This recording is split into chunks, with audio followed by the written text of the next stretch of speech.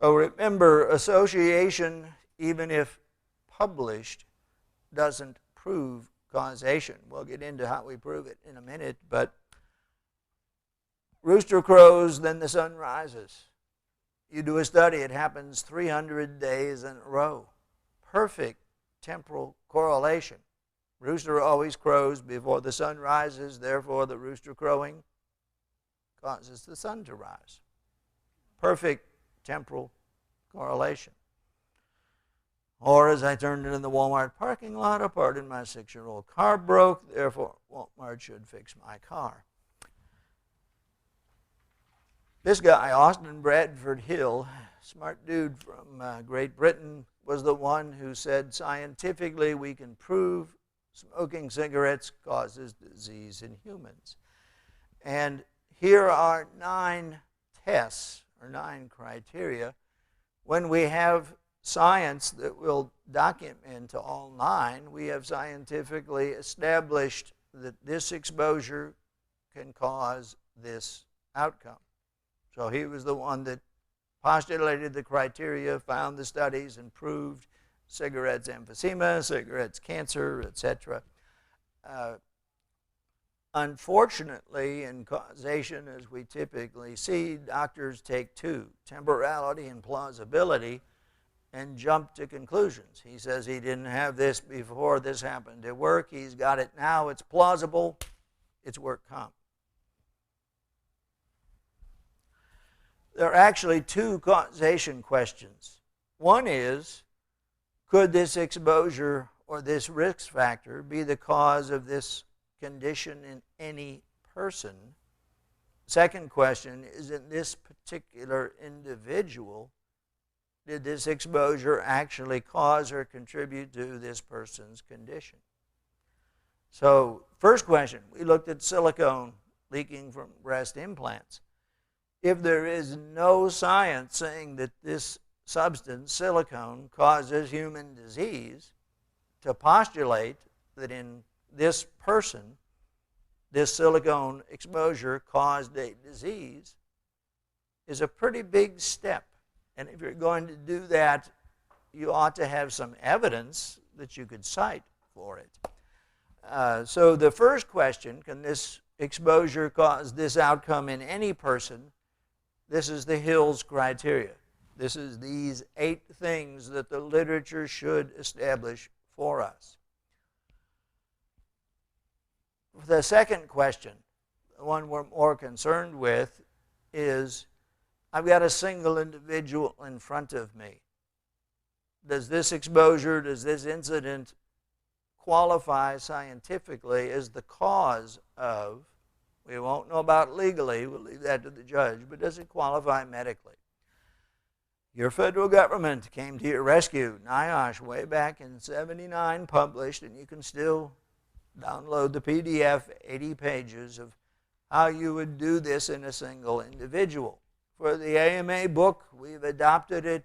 ACOM, in its Occupational Medicine Practice Guidelines, has adopted it. This is the 6 steps you should go through. Not a single sentence. He's a 53-year-old here with repetitive motion shoulder pain from the widget factory.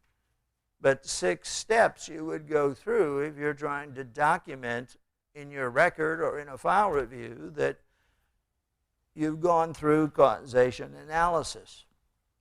So the first step is, what's the disease? Is the diagnosis correct?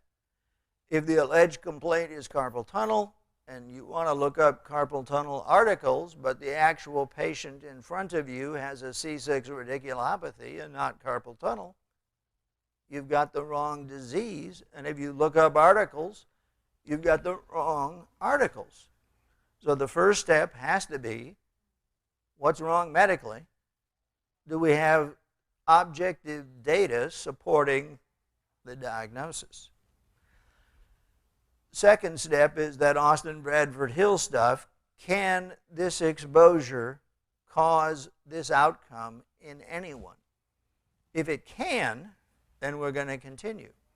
If there's no evidence that this exposure causes this outcome, we may sort of truncate the report at this point. If you have to answer this question. You can do a PubMed literature search, find all the articles, pick the ones that are methodologically sound, or you can go to our book, where we hope we've done that for you. Third question, is there evidence of exposure in this individual that's adequate to produce this outcome? So if the studies say you have to be exposed to benzene or asbestos or repetitive shoulder activity, whatever, for a certain length of time at a certain level, and the exposure in this individual is one day on the job, in 5 minutes I walked through the building where there was some benzene, the level of exposure in the individual in front of you may not correspond to the level of exposure in all these studies that are published linking this exposure and this outcome. So you have to look at level of exposure. Then are there these individual or personal risk factors that would also potentially have to be considered, particularly in the legal circumstance where you say 1% or 51% or whatever. You have to say, are there things that are identifiable? Carpal tunnel case. In an obese diabetic, that's different perhaps.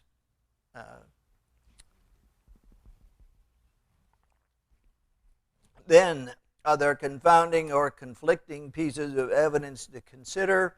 And then step 6 is your conclusion. There is no computer program to do that for you. There never will be a computer program to do that for you. It's too complex to write a software. This is going to require a living, breathing, thinking doctor. So this is job security for those of you who do Ahmed. You will not be replaced by a computer. This will require human thought. It always does, and it probably always will. We talked about quality of evidence some in treatment. Of course, randomized controlled trials are the top of the evidence pyramid. In causation or epidemiology or economics, etc., the prospective cohort is the top of the evidence pyramid. We have lower quality, cheaper, quicker, easier to do studies that are able to generate a hypothesis. But if you go back to the basic statistics, basic epidemiology textbooks, they will tell you that only prospective cohorts can actually test a hypothesis, just like only randomized controlled trials can test treatment.